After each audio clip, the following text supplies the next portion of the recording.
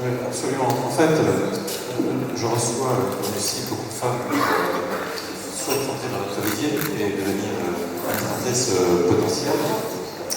Et l'une d'entre elles, il y a quelques jours, me disait en fait, j'arrive trop tard parce que 37% de féminisation dans le CAC 40, 34% dans le SBF 120, il n'y a plus de place, la bataille est perdue.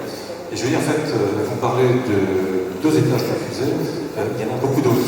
Parce que les postes disponibles pour les femmes sont beaucoup plus nombreux que ce que beaucoup de gens pensent. Parce que quand on réfléchit à une administratrice, on réfléchit au CAC 40, aux entreprises visibles, aux entreprises emblématiques. En fait, on l'a évoqué tout à l'heure, il y a beaucoup d'autres sujets sur lesquels les femmes vont pouvoir s'exprimer, notamment dans les entreprises non cotées, qui représentent plus de 1000 sociétés. Il y a 1000 sociétés qui ont plus de 50 millions d'euros de chiffre d'affaires et plus de 500 personnes, et dans lesquelles la moyenne de féminisation aujourd'hui est inférieure à 20%, elle est à 17% exactement. Et ça doit être 40% dans moins d'un an, avant juillet prochain, comme le disait Mme Zimmermann tout à l'heure. Ça, c'est un autre étage. Vous avez un autre étage qui est important, ce sont toutes les sociétés qui ne sont pas soumises au quota.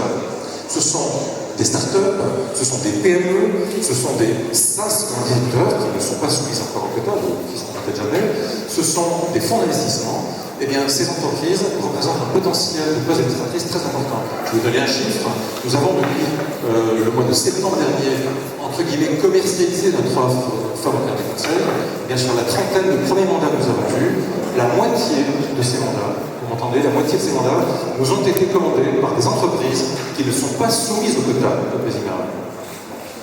Ce qui veut dire que le champ d'application est beaucoup plus important que ce que nous pensons. Et puis la fusée à d'autres étages, parce qu'en dehors de la SOVD, dont on a parlé il y a une autre possibilité d'accéder à des conseils d'administration, on parlait des fédérations sportives, et ce sont les chambres de commerce, les chambres d'agriculture, les sociétés d'économie mixte, les ONG, les associations, etc. C'est un champ énorme pour lequel il y a des besoins très importants.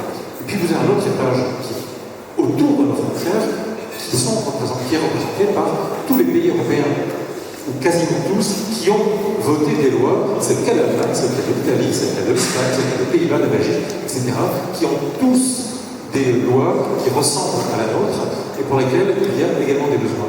Or, un certain nombre de ces pays n'ont pas le vivier en interne pour pourvoir ces postes. Je prends un exemple qui est l'Allemagne, qui est un pays qui, contrairement à nous, a beaucoup d'ETI, d'entreprises de taille intermédiaire, il y a plus de 20 000, alors qu'on en compte 4 600 dans notre pays.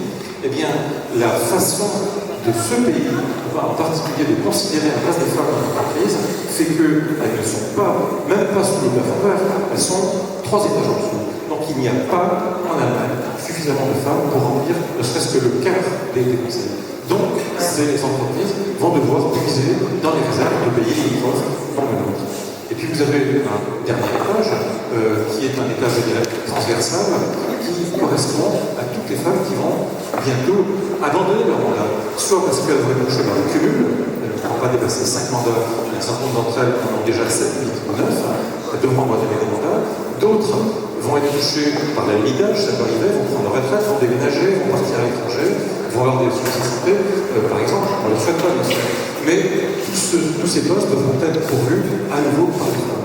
Donc, en faisant un rapide calcul de l'ensemble des potentiels, on arrive à plusieurs milliers de postes potentiels qui vont s'étaler, non pas jusqu'en 2016, mais bien au-delà, puisque en 2020, vous avez plus de 1000 entreprises qui sont des SAS, qui auront entre 250 et 500 personnes, qui devront également être à 40%.